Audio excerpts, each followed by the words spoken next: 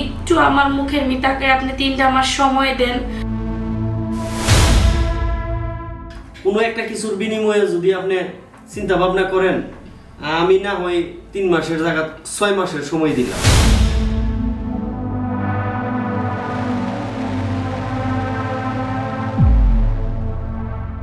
এখানে বসে রইছো, আমি একটু তোমার পার্টনারের বাসায় যাইতেছি, দেখি বুঝায় শোনায় যদি মাস 3 সময় নেওয়া যায়, কারণ এতগুলো টাকা তো এক লগে দেওয়া সম্ভব না।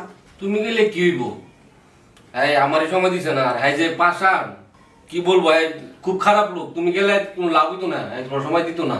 তারপরও আমি গিয়ে দেখি বুঝায় শোনায় মাস 3 সময় নিতে পারি কিনা, কারণ এতগুলো টাকা তো তোমার পক্ষে একবারে দেওয়া সম্ভব না। 3 মাস যদিও সময় নিতে পারি, তাও তো আস্তে আস্তে সব কটা টাকা দিতে পারবো। মনে হয় না কোনো লাভ হইব। তারপরও তুমি যখন যাইতাছ তো যাও, তো তাড়াতাড়ি ফিরে আইসো। আচ্ছা ঠিক আছে, তাহলে তুমি থাকো, আমি গেলাম।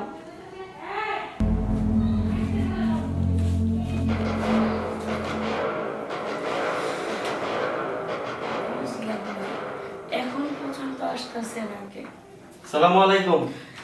ওয়ালাইকুম আসসালাম। ভাইয়া আপনার কাছে আসছিলাম, অনেকক্ষণ ধরে বসে আছি। আমি একটু বাইরে বিজি আছিলাম আর কি।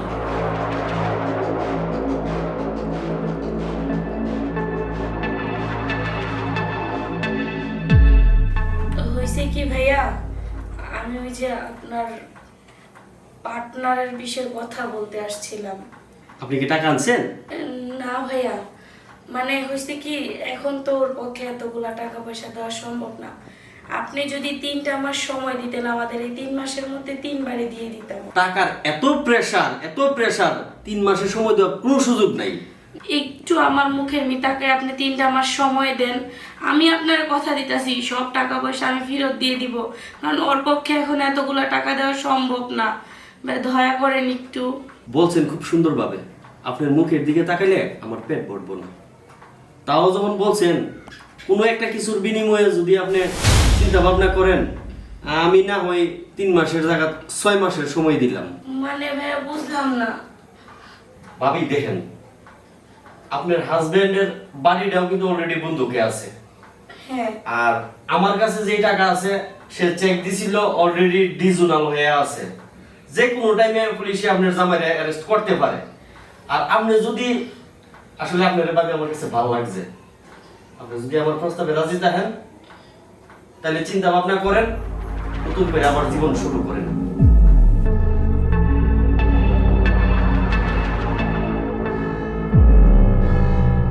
চলে যাচ্ছেন ভাবি? দেখেন ভাবি, যদি প্রয়োজন মনে করেন তাহলে আমার কাছে আসবেন, আমার দরজা আপনার জন্য সবসময় খোলা।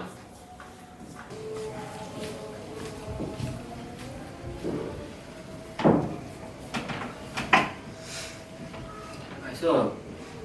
হ্যাঁ আসছি। কোনো লাভ হয়েছে? আগে বলছিলাম যাই যে পাশান হ্যাঁ শুনতো না। অনেক চেষ্টা করলাম, অনেক হাতে পায়ে ধরলাম, উনি তো রাজি হলো না। এখন আমার কি হইব? আমার তো পুলিশে ধরে লিয়ে দেবো গা,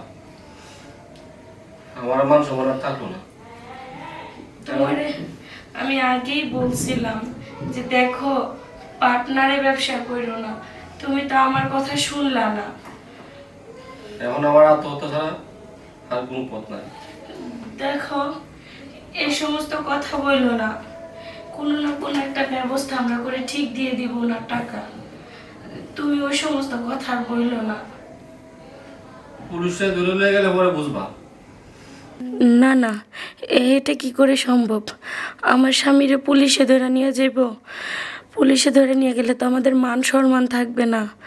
আর কি বললো, ও আত্মহত্যা করবে। ও যদি মারা যায় তাহলে আমি বাঁচবো কি নিয়া? আমি এটা মেনে নিতে পারবো না।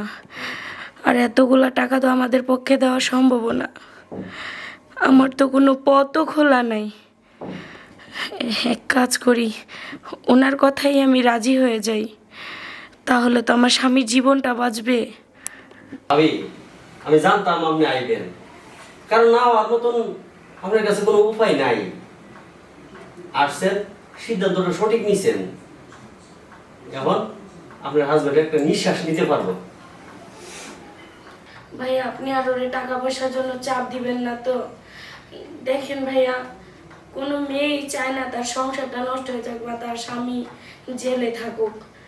আমি আমার স্বামীরে বাঁচানোর জন্য একমাত্র আপনার কথায় রাজি হয়েছি, নাহলে আমি কখনোই আসতাম না। ভাই আপনি আমার সাথে বেইমানি করবেন না তো? ওরে কখনো টাকা পয়সার জন্য আর চাপ দিবেন না তো? অ্যাকশন। না ভাবি, আর কোন সময় টাকার জন্য আমি চাপ দিব না। আর চাপ দিব কেমনে? আমার মনে যেটা চাইছিল এটা তো আমি পাইতাছি।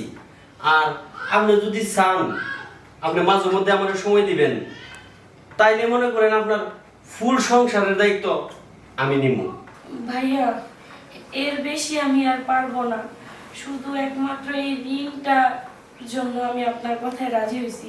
আপনি শুধু এই ঋণটা শেষ করে দেন, তাইলেই হবে, আমার আর কিছু লাগবে না।